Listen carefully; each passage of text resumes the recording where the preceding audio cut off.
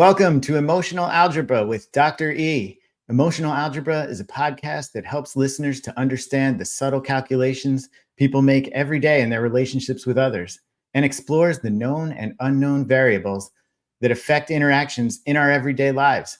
I'm your co-host, Andrew Tavani. And I'm Dr. E. Dr. E. Big episode today. We are talking about a topic that is a little bit different from what we've discussed in previous episodes. We're going to be talking about college athletics and the NIL. I know that with this podcast, you wanted to do topics and that, emotional algebra plays into a lot of different things in life. And this is one of them. And this has been in the news lately and is a little bit controversial. Right. And I think that, again, the key thing I want people to see here is all the different areas in life and culture that we can bring in our emotional algebra, from what's going on that brings us to athletics, to our abilities to compete, to having a skill that is marketable, and even then what happens through this experience emotionally, developmentally, culturally, that there's so many pieces that are intertwined just in this, that I really felt it was important to bring this to light and even bring some of the ability for people in the sports world to really see how you can't separate emotion from life. You can't separate your history from life. You can't separate some of these, like I said, the impact of our cultural beliefs and attitudes from our different areas of our lives. And that's where this is just another example of a special episode we're introducing into the normal progression of the other episodes that are debuting on Wednesdays. And this episode is special for two reasons. Like I said, we're doing a topic we don't usually talk about, but we are also excited to welcome our first guest to the podcast. We're bringing in an expert, somebody who really knows about college athletics, someone who was a two-sport athlete in college. He played baseball and football, was a wide receiver, and then went on to have a career in Major League Baseball. And then after that, was an analyst for ESPN, and now is working with the Major League Baseball Players Association, where he works to enhance players' mental health, their financial literacy, and their career development, and then their transition out of their career into sort of civilian life, if you will. So very interesting guy. His name is Chris Singleton. Let's bring him in right now. There he is. Chris, welcome. Hey, guys. Thanks for having me on. Thanks for being here, Chris. Yeah, thanks for being. Great to see you, Chris. So we will be talking NIL, but before we get into it, let's just give a little bit of quick background for those who may not be familiar with what NIL is. NIL stands for name, image, and likeness. And NIL was introduced by the NCAA in 2021. And this really allowed players to sign endorsement deals, and it sort of opened up revenue streams that had been closed off to them previously by using their name and image and likeness. And this was sort of on the heels of the transfer portal having been set up 3 years earlier in 2018. The NCAA introduced the transfer portal, which allowed players to almost like in professional sports, move around from team to team a little bit more easily, similar to how a free agent would leave one team for another where they can get a better deal for themselves. And then all of that followed something that happened about 10 years ago, and that was an attempt at collective bargaining. And that happened in 2014 at Northwestern University. The football team tried to unionize, and that opened up a whole discussion on collective bargaining rights and player conditions, really, because they were looking to improve their sort of working conditions, even though they weren't technically working, but they sort of were. Isn't that right, Chris? Yeah, I mean, they were spending anywhere from 40 to 50 hours a week during the regular season, and even more than that during training camp. I remember back in 2014, there was a young man named Kane Coulter. He was a quarterback at Northwestern, and he was leading the charge to essentially help their team to unionize because they saw themselves as university workers. I mean, something just as simple as getting injured during practice or during a game.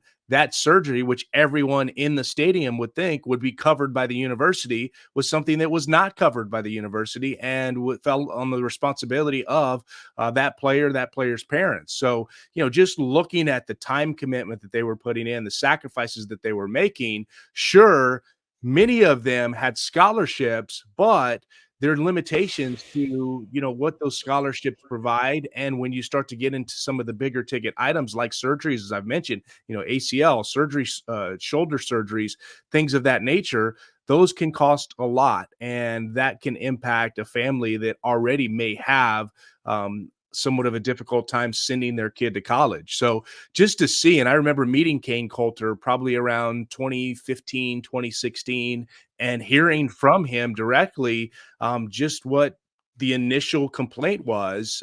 Had no idea that that would be the domino that just started to fall over the years to where we are right now, which is in some ways a little bit scary, guys, because this transfer portal, this name, image, likeness, it's good, and I think it has its challenges with it. So I'm excited to talk with you guys about some of those issues surrounding what college student athletes are experiencing right now. And I think if we want to get into the idea of what shift has happened, we can go way back to when we had workers, who were basically working in factories. You had children working in factories, and those workers wanted to start to have rights, and that's when you had the original strikes, the unionization, creation of the AFL-CIO, and CIO, and all these issues that were basically workers looking to create more equity from what was hierarchy. And now you have this similar thing happening with what happened in the NCAA, is you had students who were, like we said, basically working. They were employed in many ways, and they felt there was no equity. The NCAA and the universities had the power to dismiss them. They had, if there were any infractions, even down to getting a picture with somebody that somebody could have made some money off of, there could be fines, penalties for that.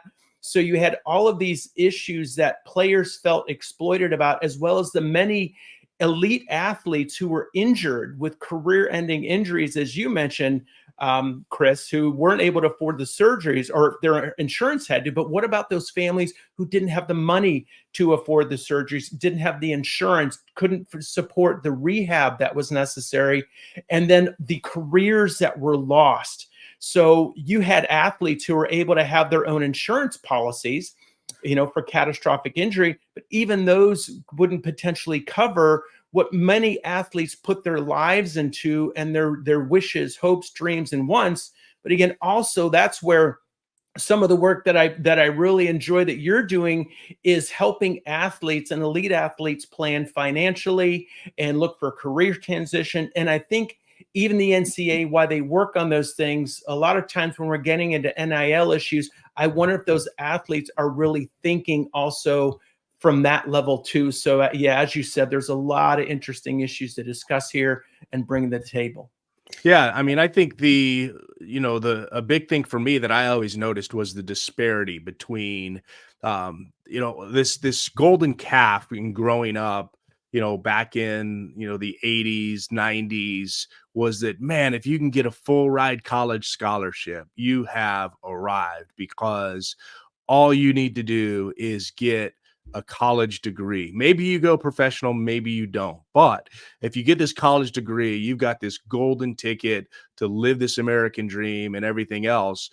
But as time went on and we started to see, at least for me, the disparity of income between a head coach that could be making $5 to $10 million a year, and you have this consensus of players that if they're full ride on a scholarship, that's equating to maybe $40,000 a year, depending on what institution you go to. So you're looking at all of the restrictions that they had as well, not just, Eric, to your point of, surgeries and things that weren't covered, but just the fact that, do I have money to eat on the weekends when I go out, or we want to go do something? Do I have that extra, cash sitting around where I can have a good time while I'm in college? And not saying you're trying to live in excess, but we've heard stories of just dire situations where, there's some extreme poverty that college athletes had come from out of high school in their hometown and didn't have food or money to eat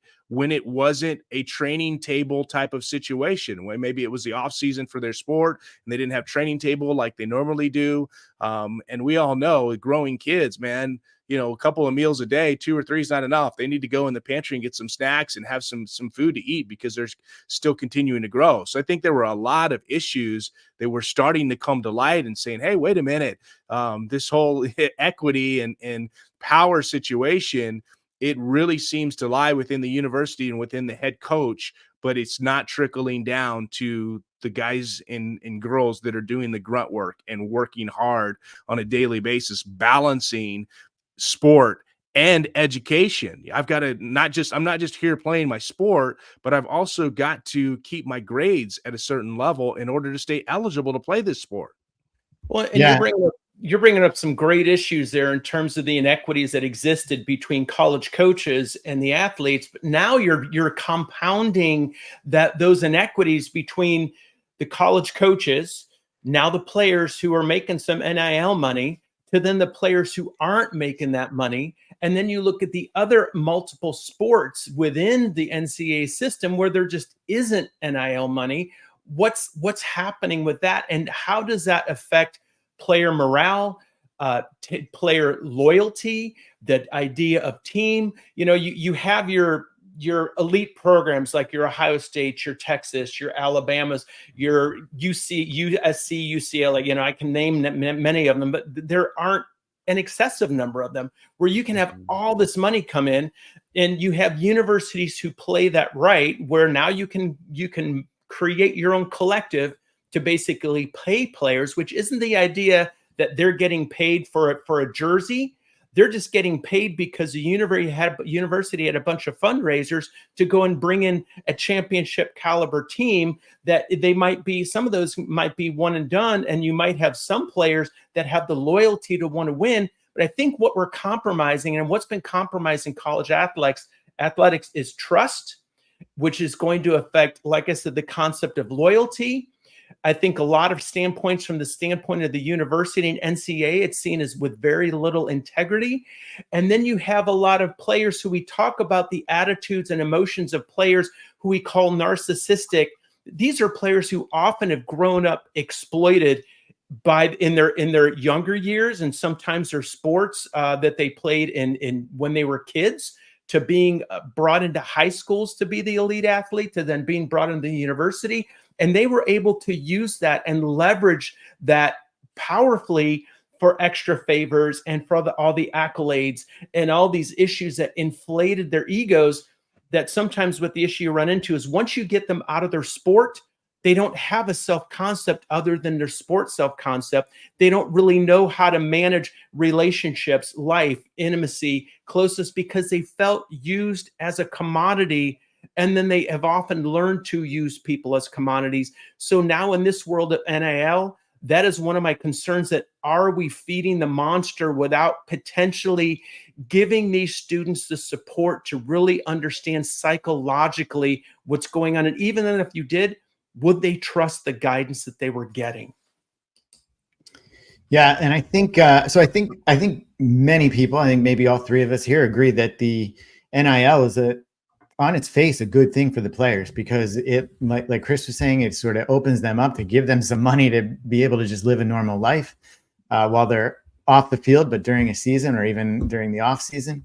But it also opens up this almost hornet's nest of other issues that maybe were unanticipated to some degree. And maybe the whole system is sort of working its way through dealing with some of those issues.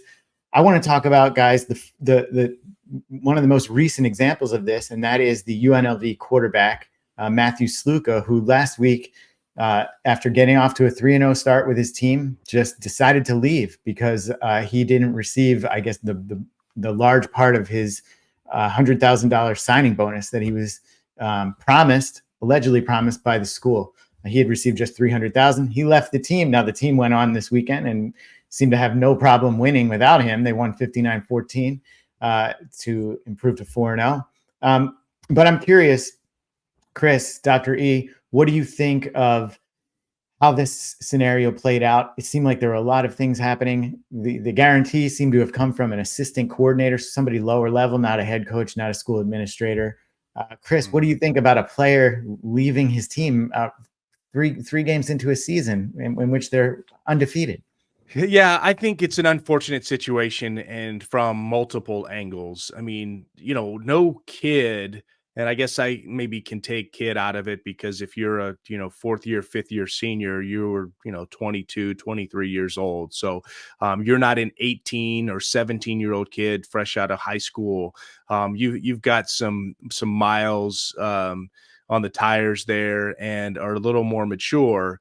But from different angles, I can understand from the player and the family perspective, it doesn't sound like this Matthew Sluka is an NFL prospect. Okay. So for him, that $100,000 that was maybe represented or misrepresented to him is quite possibly the largest commitment in terms of any type of lump sum money that he may ever see in his life. And so, how important that was for him, I'm sure, to sort of bag that money and be able to put it away or ease his transition once his college career is over. I totally understand that and I get it.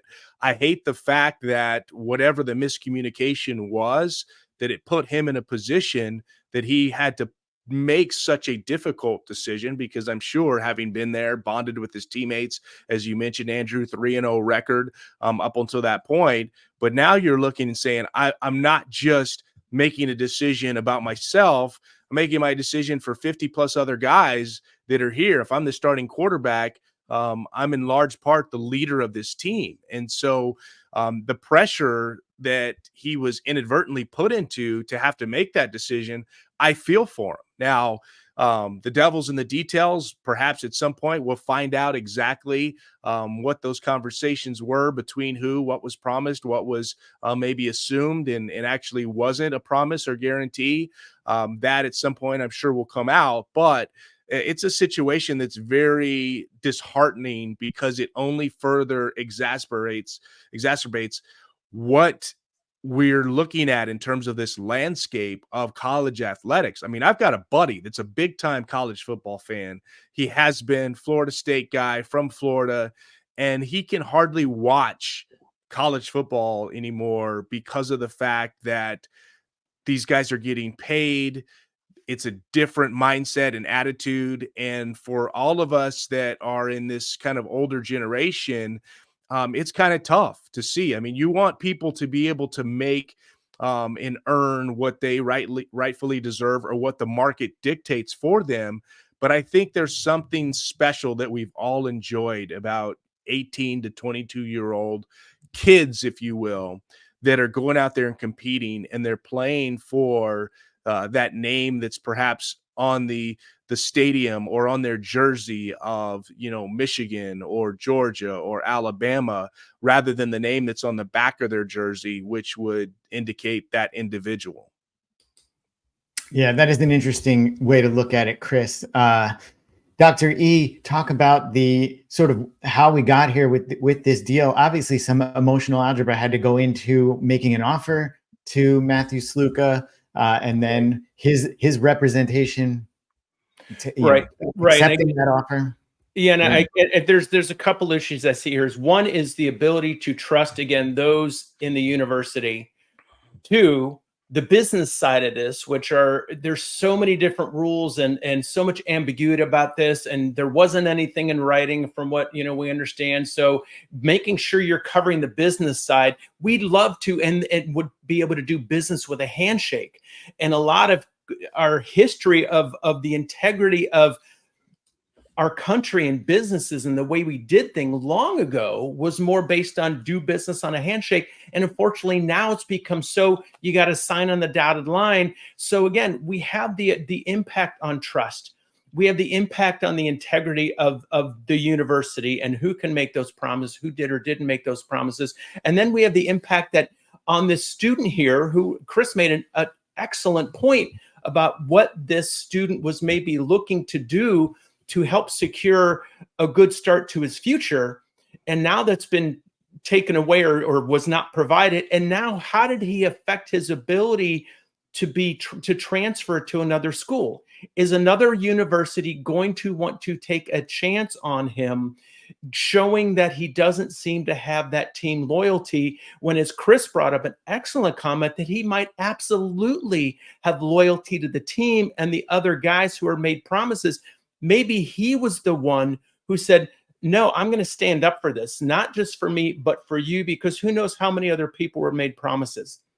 So in that, shifting from this environment that was likely, again, filled with potential feelings of exploitation, betrayal, mistrust on the behalf of universities, to now students being able to get some power. Again, we have this shift to equity. He did a couple things. He played kind of the victim in this situation, and he truly likely seemed to have been victimized. I say, remember, there's a difference between playing the victim and really feeling victimized or taken advantage of. But he's been able to say, hey, this happened. And then also in some ways taking that martyr role and say, I've done this and this and this for my team, and what have they done for me? And that shifts that power role and perspective. My concern also is how does the media use this as leverage to capitalize on the story? And I think that's where, the truth may come out in time, but that by then the news peg's done. We're talking about this. It's viewers don't know, but Andrew and I talked about doing an episode on NIL over a month ago, and this just happened to be a great news peg for this discussion. But I want people to really look at this and recognize that this issue of trusting people in power or authority, whether it's a university, a company we work for, a parent, a boss, these are things that, like I say, are endemic in a culture where it doesn't have to be. If we learn to communicate appropriately, if we learn to have integrity in our behaviors, if we learn to be able to be truthful, to build long-term relationships that inspire loyalty, that inspire connection and intimacy, not in a way that's in an intimate, as we would say, an intimate relationship, but just that connection that feels like, hey, I can feel okay here and safe here to plant my flag, to offer my best, because you're giving me your best. And I think that's some of the issue that we're running into in these situations. Yeah. Now, Doctor, you talked about Matthew Sluka, the UNLV or former UNLV quarterback, being a victim in this case. That certainly may well be the case, and there may be other players who feel similarly. I think, though, we've heard coaches or former players almost taking the victim part of this as well. Like, we've heard Nick Saban be very critical of NIL, and I think he basically, and Nick Saban, for those who don't know, one of the greatest college football coaches of all time. I think 7-time national champions. He pretty much retired from this a couple of years ago because I think he thought the NIL and navigating it was going to be too hard to manage. So who's the victim here? Is it the coaches or is it the players? It's a shift in power. And even again, if you look at Chip Kelly, why did he leave UCLA? He discussed with Ryan Day why he was leaving, and some other people said, I don't want to be the fundraiser anymore. I don't want to have to massage these people. Chris and I were talking last night about that. Even Nick Saban, when he was in the pros, one of the reasons he didn't stay at Miami and felt like he couldn't do well is he felt like he was having to work with all of these professional athletes' egos and all the emotions. And in college, he didn't have those issues because back then it was, hey, do as I say, and this is the way it's run. But he had to work with all these other issues in those equations. And, I'd like to hear your thoughts on this, Chris, as well. Yeah, I mean, what I find interesting is that there was somewhat of a migration of NFL coaches going back into college because the contracts were unreal. You're talking 10-year, $100 million contracts. We've seen some very lucrative contracts, Harbaugh at Michigan. But no, I mean, we just look at some of these contracts, man, and they are incredible. But now, as you talk about power being shifted, now since those coaches don't have somewhat of absolute power anymore, that one, the players can't transfer. Two, what they're making puts them almost above the standard of all the other teammates. You're going to have individuals that are making so much more that quite naturally they're going to receive a certain type of treatment because of that, which is not going to be fair and equitable across the board. So now I think what we will see along the lines of Andrew talking about Nick Saban and his retirement, he's obviously had an incredible career and he's a Hall of Fame coach and he'll go down as one of the greatest ever to coach. But I think you're also going to see a migration back the other way where some college coaches that are getting potential opportunities in NFL are going to go that way, because I think that, as you mentioned, Eric, the job of a college coach now, he's going to have to really, really earn that money, because you're going to have to keep players there. You're going to have to keep players happy. Some things are beyond your control in terms of, the amount of NIL money that can be distributed, where it comes from. And so you're constantly having to maintain. And I think that security in your roster and your players. I mean, let's just say you've got a backup quarterback who's really good, but he can't crack the starting lineup right now because you have someone that's even better in front of him. But this backup quarterback could be a starter somewhere else. Normally, that gives you depth, and that's an incredible thing to have in any sport. Now that backup quarterback, he transfers, he goes somewhere else. Your starting quarterback gets injured, and now you're down to like a number 3. So I think the challenges that are coming into play for these college coaches are going to cause some of them to move back towards the NFL, because at least I know we have contracts, and that's something we can talk about, because you don't have a uniform like NIL type of contract in college. There is no standard. There is no consistency across the board. We've heard this term and we've used it. It's a wild, wild west. And so I think there actually is more control, consistency, and expectation management in the NFL right now.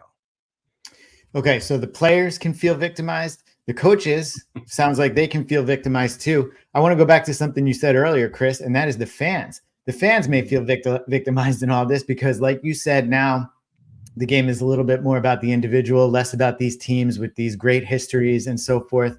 So I'm curious, Chris, you first, then Dr. E. What do you think? Are the fans the real victim in all of this? Is this making anything better for the fan experience of being in love with college athletics? Because we know it's a huge thing, especially college football.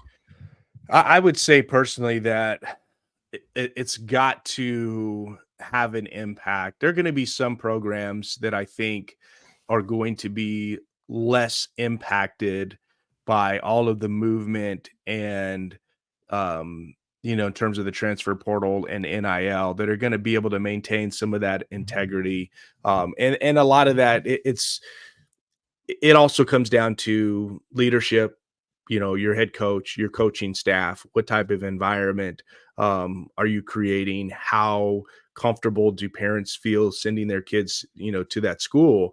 So there are going to be some institutions that it's not as much of an issue. And then there are going to be other institutions where, the fans are just hoping that, we can field a pretty decent team and that we can be in it till the end of the year. I mean, think about last year, right? That last game that the Georgia Bulldogs played, and I forgot who they were playing against, but there were so many players that didn't play in that game, to whereas you couldn't really measure a ranking, out of it, because Georgia didn't play like the best team on the other side of the field. But you had guys that were transferring, you had NIL issues that for next year, and like, oh, I'm not gonna, or some guys were going into the draft. I mean, there were just a number of things that you lost the integrity of what could have been an impactful game and outcome, and maybe could have changed how we saw, that Final Four, that championship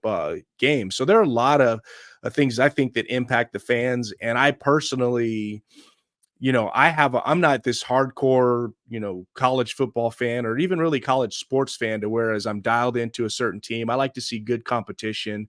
I enjoy that, but I also am somewhat disheartened on the fact that these players are moving around, and it's just, you want the best for them, and their economic potential and everything else, but you're also wanting just the purity of the sport. Because guys, I played at the highest level of baseball, and things change as you're moving up the ladder. You go from high school to college to minor league baseball to major league baseball.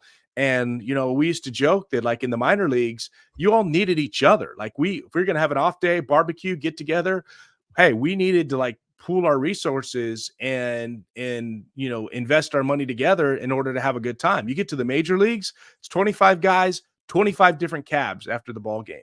And because everyone financially is independent. And so when you look back at purity with each step forward or upward, it's being lost. And the one thing that we had to hold on to as fans was the purity of college athletics. And to me, that's gone now. And not even being a hardcore, college fan, I feel very disappointed. Right. So it's sort of the purity is being watered down by all of these other variables that are going on behind the scenes, essentially affecting what takes place on the field. Dr. E, what do you think about this? How should fans feel about it? Do they have any emotional algebra in deciding, do they even continue watching? Absolutely. Well, absolutely. I think again that Chris made so many excellent points in his discussion that are really valid. I do look at disenfranchised fans, and really, again, we as humans, we like connections, we like consistency, we like to build relationships. You have all these fans of college football, professional footballs. They align not only to the team, but they also pick their player. And I think that's something where you could follow a player through their career. We see in basketball what happened in NCAA basketball when you'd have the one and dones. And it was hard. It's hard for a basketball coach, which again is another big NIL sport we got to look at. But those fan bases, I think, are always hoping to get the next best recruit because they don't know anybody sticking around. So in that, I think we have to look at attachments in our culture. That attachments to me almost seem to be forming more towards the dollar than they are towards the relationship and the connections between people. And that's what we see that is really, to me, diluting our relationships. It's affecting everything from our corporations to Main Street, to our families, that we have to see the importance of really seeing the value and the quality of these relationships we're building. And to me, universities really want to look at these factors, because that's also going to be what helps to pay for not only one sport, but multiple sports. Football for many universities covers the expenses of many other sports. So you're going to run into Title IX issues down the road if you're starting to lose your fan base, because you can't recruit the best players because they're getting paid by universities who raise all this money. So again, you've gone from one inequity to creating another inequity. And does that other inequity create more problems within that? And then in that, I see, Chris talked about coaches' issues and why they were leaving as well. And I think we have to look at the influence almost of this underlying arrogance of many coaches that say, I have this and I have these players, and because of that, they can do that, they can do this. And it gave them power in situations that now they're having to understand the psychology of their players. They're having to understand their histories and form relationships and understand that, yes, sometimes it comes down, unfortunately, to the dollar. And that's where I think a lot of people are feeling worn out by, is that having to look at now the dollar as an influence on their ability to form really meaningful relationships with these players that they're invested in too. I think emotionally, coaches might also feel diluted and frustrated and helpless in what's happening with the player mentality that, frankly, they were a part of creating the mentality by the salaries they were getting that they could command. The NCAA is responsible for it. Our culture is responsible for it, because our worship of many athletes and our worship of our teams, that we have to see all the ways we given power away. and almost that idea that if somebody plays for my team, there's a sense of ownership of that person. And then when they leave and we feel abandoned and rejected and hurt and unworthy and, all those emotions that take our power away, then what comes up? Anger, rage, hatred, and we wish that person ill will. We wish them things when they're trying to make a life for themselves in a world that they learn from seeing what happened around them. And that's what we want to understand is we are a part of this. And if we're going to return back to times of loyalty and integrity, then we really need to have these discussions to see what are the factors that eroded that sense of loyalty and integrity in our families, our communities, our universities, our team approaches. And that's where, money is a great vehicle. It can be used as a tool. It can be used as a weapon. And I think that's really what we're coming down here. People just wanting to have an easier life. And as many of us know, and you probably know this from Chris, from seeing so many professional athletes, just because you have money, it doesn't buy people happiness. It doesn't buy them security. It doesn't buy their way to run away from their past. And I think that's something really that we need to make sure our athletes are getting educated on as well, entering into college. What are you talking about, Dr. E? Money buys all those things. Hey, if money could buy you out of anxiety or depression, man, I tell you what, I would have saved a lot of sleepless nights, for the times that I've been through some difficult times. Could have just thrown money at it. But yeah, to your point, culture has really shifted and changed, and not to be the old guy, get off my lawn, but we have such a different landscape. I know we're talking about NIL today, but I think as well, when you just look at where this last generation or so is in terms of the ability to make 6 and 7 figures online, being a YouTuber or a TikToker or an Instagram influencer, all these different ways that young people in really any age, but are able to create wealth and be introduced to dollars at a rate that we just, our generation, it just didn't come that fast. And I don't want to say that it's easy, because these individuals do put in a lot of work and they're consistent, with their content creation and everything that they're doing. So it's not necessarily easy, but it's a lot easier to generate large amounts of money in this generation than it was before. And so I think, guys, it's symptomatic of really where, when we're talking about NIL or we're talking about, transfer portal, we want it as a society. We want it, and we want it now, right? That's all of us. We want what we want, and we want it right now.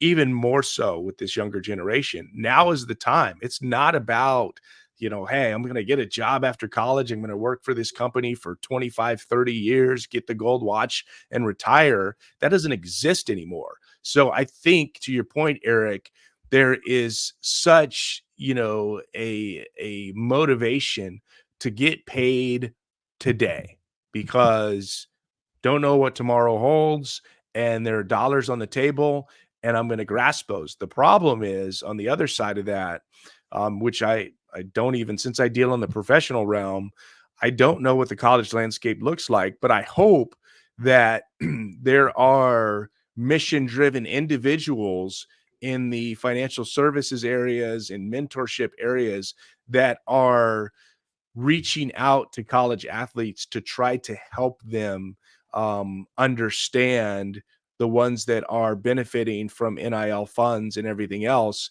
how to still plan for the future. Because I think you can get some of these kids, and we're seeing it. I mean, these kids are driving around in $250,000 cars. They're wearing Rolexes. They've got, jewelry. They got all these different things.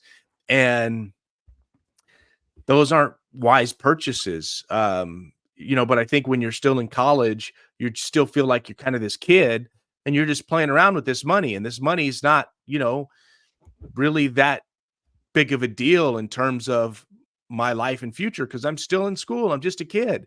But I think that there needs to be a little more sobriety there in terms of looking and saying, I need to take this, and since I'm being treated like a professional or I'm being paid, I need to start to develop the mindset of a professional, and that's to start to invest and save and plan and prepare properly. Yeah. Now, something. Oh, go ahead, Dr. E. Yeah, good points. I think one other issue that we haven't even touched on is betting, and that there's so many platforms that betting has become more. ESPN has their bet program. This is going to continue. We know about point shaving in college sports. I think Arizona had an issue with that years ago, but my concern is that you get athletes who are given $100,000 and they're going out and they're buying their Mercedes and they're buying their watches and they're buying stuff for their family and their friends, and they're in debt. And then they don't know how to get out of debt because they never really learned how to spend money in the first place. And then maybe they think that, hey, this money's going to keep rolling, and they may have that catastrophic injury, or just if they haven't learned how to manage their funds. Then what happens if somebody knows about that debt and they start to leverage that player to do some things that might affect the outcome of sports? Now, again, this is a whole nother issue, but yeah, I think the point that you bring in is financial literacy for these players is so critical, and making sure they can trust, because even we hear so many stories about managers and accountants of athletes who have totally ripped those players off. And they even, they're players who feel their parents have exploited them. So how do we figure out how to build trust in this network of people that everybody seems to want a handout rather than a hand up? And that's what we want to look at is, again, how do we shift our culture towards seeing the value of the skills that we have to leverage not only the income we can make, but bringing people with us and building a better community, and as a coach and a team, what we can do to bring us all together. So it's about more than just what I'm making in my 1, 2, or 3 years or 4 years if I have to in college. But the idea of college sports is being a place to teach leadership, to teach, like I said, teamwork, to get a great education, to be able to have a job and have a career beyond the sport that may not last as long as even we look back at so many promising players who entered the NFL, promising quarterbacks who just they got in the pros and their mind wasn't ready for it and they couldn't compete. Yeah, guys, one of the things that is on my mind, and I have to be careful because we don't want to have too many controls and constraints for individuals in what we have in our country. So many, free markets, if you will, and earning potential and everything else. But I would like to see, I know it's a kind of a bad word, but I'd like to see some type of regulation, in this whole landscape of NIL particularly. And I know it's not exactly fair. If I probably was in that situation, I wouldn't want to be restricted in any way. But, I think about things like, allowing this money to go to a trust for them when they graduate, being able to access a percentage of those funds, something that we can put in place that's going to help them, whether it's even financial literacy. Hey, as part of your NIL deal, you have to go through a financial literacy course that is, somewhat standardized across the NCAA, because we're trying to protect you and we're trying to, secure your future and help you secure your future. But I would like to see, without it being a control situation and then restricting players, some like compromise there, to whereas these individuals can be guided and directed in the right path, not taking anything away from them financially, but also making sure that this money doesn't hurt them. Eric, as you talked about, like, we think that, money can buy you anything and everything, but, money can really hurt you and put you in a position, especially when your maturity level isn't there, to put you in a bad state. And all of a sudden, just the addiction, of money, and you hit on betting, and so prevalent, like in society now across the board. And it's not just, grown men or grown women. I mean, I know of college athletes that, they're getting notifications on their phone, drop this prop bet real quick, or boom, you got this. And you got kids that are in $3,000, $5,000, $7,000 of debt, that are just, regular college kids playing sport. I know that firsthand from talking to one of my buddy's sons, that's a college baseball player. So I think there are a lot of potential dangers that exist based upon what we're talking about, NIL, but then just the influx of, betting and gambling, and everyone's trying to sort of get rich quick or find this way to just see a windfall of cash. And it's concerning. And I think that, for us, the fight is to keep balance in our lives. And I know you're talking about equity and power and, victimization, all of those things. But, we also, with all of that, how do we create a balance? And I think that's the one thing, if I was to say, guys, how would I characterize, a lot of this? We're out of balance as a society. And you're bringing up such an excellent point. And that, again, is truly why we are doing this, to move from the dysfunction of hierarchy to really the balance of equity, not just within our cultures, within our teams, but within ourselves. And so much of our disruptions of our emotions and our feelings of inadequacy, our feelings of arrogance, our feelings of unlovability, and then our desire to be worshiped is because of that emotional pull that we feel and our misunderstandings of what the true purpose of those emotions are. So today I've talked a lot about, and we've all talked about a lot of different emotions. I brought up, we brought up betrayal, which lets me know from an equity standpoint that there's people that I feel like have taken advantage of my power and misused it to my detriment. We have issues of trust and mistrust. Trust lets me know when I feel safe and secure and connected to my environment around me, which allows me to feel like I can take risks. And mistrust says, no, I don't feel safe. To arrogance that says, it's a false pride that I use to advance a side of me that I want people to see because I don't want them to see my feelings of vulnerability, my beliefs, and my inadequacy. Fear obviously protects us and lets us know when we need to protect ourselves. Anger protects me when I feel threatened. Rage protects me when I feel in fear of my life or my integrity feels threatened. Hatred protects me by pushing me away from things I feel have caused me pain, are causing me pain, or could cause me pain.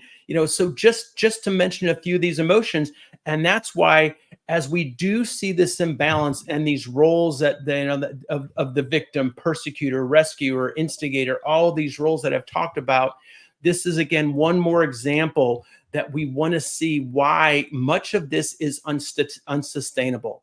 The financial models that are being created are unsustainable, and our emotional models that we've created in the world as we see it are unsustainable and lead to more conflict. And that's what I'm really hoping that people can understand is capitalism is a great and wonderful system for people with skills and people with abilities to leverage those to build on something, and to build on something not only that can give today, but tomorrow and into the future. So this is about building a more healthy capitalistic model of a system where everybody can win and benefit from that. And that's really what I want people to understand is it ties all together into creating a future that we all can feel more truth, honor, and integrity in the way we live our lives every day. Yeah. And money at this point is probably affecting college sports in a more complex way than it ever has. But that's not to say money hasn't affected college sports. I mean, you can go all the way back to, I remember, I'm old enough to remember, I'm sure you guys remember the Fab Five from Michigan. And when Chris Webber left after his sophomore year to go to the NBA, he knew, just a tremendous basketball player, and he knew that there was lots of money waiting. Back then, that's really what coaches had to manage was players leaving early for the pros. Even, you go back to Michael Jordan. greatest basketball player ever. Three years of college, he made it through, and then had to go to the NBA. Yeah, I'm sure they would trade that problem, in a heartbeat for what they're facing right now. Right. That seemed like a big issue back then. That's nothing compared to what they're dealing with right now. If you could go back to your younger self who was entering college, aware of what you know now, what would you tell him to do to prepare for his future emotionally, educationally, and financially? Yeah, I would say, as a blanket statement, that slow and steady wins the race. I think, when you're young, you want things fast, you want it to go, quickly. I think even more so now, this, microwave, even faster than a microwave, that we're in right now in terms of expectations. So if I was to go back, emotionally, I wish that where we are, guys, as a society, and we still have a lot of work to do, but in terms of breaking the stigma of mental health and wellness, I wish that back then there was better understanding in terms of emotionally that, therapy, coaching, all of these different things should be part of your whole practice schedule or your whole preparation, not just lifting weights, not just going out and running sprints, not just going between the lines and practicing, but you're also investing in your mental health and well-being, whether it's mental performance, whether it's mental health and wellness, whatever it was. That's something that I wish I would have been able to have this, crystal ball and go back and say, hey, this is really important. This is going to be the foundation, of your life. Your emotional, well-being is going to be in large part to how you view the world, how you go about, developing and realizing your potential and your willingness to take risks. So yeah, I would say that financially as well. Definitely slow and steady, wins the race. If it sounds too good to be true, it probably is. I had to learn that the hard way with some investments. Man, they sound really good. Oh gosh, this is amazing. These returns are going to be awesome. And you find out that it was just a house of cards or a Ponzi scheme. And so, looking at those things, I think, I think maybe the third was physical. Was it physical that you said emotional, financially, educationally, educationally? Yeah, educationally. I love where we are now with education and distance learning and the opportunities for people to conveniently continue their education or pursue higher level degrees. I think is awesome. Something that didn't exist, back when I was in school. It was, go to college, get your degree. That's it. There's nothing else. But now there are, legitimate programs. Even universities are offering certification programs in certain areas of whether it's business or just what. And I know from working firsthand with some of our partners, for the Major League Baseball Players Association, that they are really customizing educational opportunities. And so, I would say that be a lifelong learner. That's the big thing. And I think I have been that. So it's not necessarily advice I'd have to give myself, but I think it's important to just be a lifelong learner. Don't look at education as being this 4-year window. Learn emotionally, intellectually, and just continue to develop yourself. And I'd say for the most part, I've been able to follow in that path. But yeah, there are a few things I would have done differently if I could go back and do it all over again. But yeah, I'm pretty content, with where I am. Mm-hmm. So would you say back then you were kind of, I talk about our different views of self, real, feel, and ideal. So would you say back then you kind of presented this ideal self to the world while you had your feel that you kind of tamped down and pushed down and kept deeper down inside, that you wish you could have maybe said, don't hold on to so much? Or yeah, I just wish that I could have at an earlier age been able to unpack my family situation, growing up. I didn't have a healthy emotional environment growing up, and I didn't know at what age that life would start to make, withdrawals upon that emotional bank account. And, at what point would the insufficient funds, sign come up and say, hey, you just don't have in the tank what life is requiring right now. And so, Mhm. um, for me, I would say that, it wasn't until a certain point that I realized and said, wait a minute, I'm not equipped emotionally to handle some of the things that I'm experiencing now as a young man and as in my sports career, and dealing with some of the pressures and dealing with some of the expectations, and making those more realistic, and having goals, and having um, things that you're pursuing, and have a good plan as far as how I'm going to pursue this, how I'm going to measure success, how I'm going to celebrate my wins, how I'm going to reshape from what you're telling me as a world. This is how you define yourself. I'm going to reshape that, and I'm going to redefine it so that I can be happy and healthy and whole on the inside. Excellent. Excellent. Yeah. Now, Dr. E, some of the things that Chris was saying earlier, I was kind of struck by, because I've heard you say very similar things, if not some of the same things. And he was talking kind of in a pretty specific way about sports and college athletics, but I think you've discussed them in applications just with everyday relationships with people and all sorts of different scenarios in life.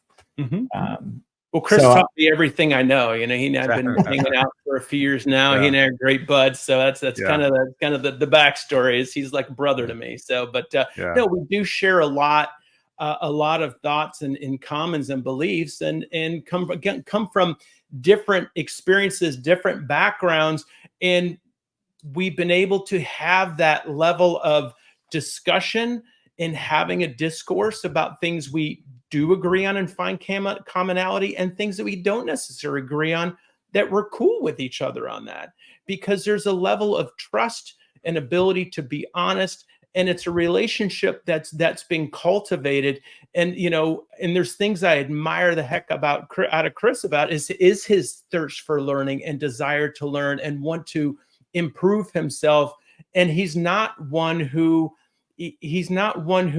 really lives a life that of arrogance. I mean, he's found humility, he's found a sense of peace. He works to lift up others and make other lives better. One of the things he loves to do in his in his life after sport is he loves to coach people emotionally and in their direction in life, and really wants to make the lives of people better. And there's so much to me that's priceless about that. And I think that's what Chris has found. Pardon me for speaking for you, Chris, but I think in just our talks is you found so much value that goes beyond your bank account in filling your emotional bank account and your spiritual bank account, in helping to lift up people, to help them find their best lives. Yeah, that's you said a little earlier about the things that money cannot buy. And money cannot buy fulfillment in life. And at some point, I understand we want to secure our financial futures. You want to have a, a solid career and be able to pay the bills, because, if you're in under stress because of debt and everything else, that's going to affect, your mental, emotional state. So you want to be wise in those ways. But also have the balance of perspective that, what, I want to live a life of purpose, and I want to make an impact on the world. And that can sound like a really big thing, but it's really not. I mean, it's one person at a time that you can make a difference in their lives. And so that's how I try to look at it, is opportunities. I find people fascinating. I love to hear a person's story. And I think their story is so unique, and they own their story, and I can learn from them. I can encourage them. I can, just be in awe of certain things that they've been through. It's just incredible. So I think people are our greatest treasure. And when we get back to having more of that type of perspective as a society, it can take some of the emphasis off of wealth or excess, and help us to be a little more content with just today and what we have, and be thankful, really be thankful, because we're so blessed in this country. And I mean, the fact that we've got you've got food in your pantry to last you for probably several days, if not weeks. That doesn't exist all over the world. And, so just sometimes we have to take a step back and realize just, how blessed and fortunate we are, and to not worry so much, and I'm speaking to myself when I say that, but just not worry so much. We worry a lot about a lot of things that we just can't control. And if you're not careful, that worry becomes anxiety because you're trying to control something. You're living right here in this present and now, and you're trying to control something that's out in the future, and you're powerless, and that's scary. And so, want to really just bring it back. And I would just encourage anyone that's listening to this, whatever you've taken from this discussion, hopefully you've gotten something, that makes sense to you. But, if nothing else, just really being able to drill down with yourself and, determine, who you are, even all your scars and everything that you've been through and the tough things, those can be used for good. Even though it may hurt, even though there may be shame, you can get help, you can get support, and you can turn your mess, if you will, into a message for other people. So with that, I've absolutely loved this discussion today with y'all. Chris, I thank you so much, my brother, for being a part of this discussion and being a part of my life. And Andrew, I've enjoyed the heck out of this journey with you. And I think, again, here was a day when we showed how 3 different people can leverage their skill sets, their loves, their interests, their opportunities to hopefully create something that can benefit a lot of people. Yeah. And Chris, thanks for taking the time again today. Yeah, guys. Good luck with the podcast, man. Keep it going. Sounds good. Thanks. So until next time.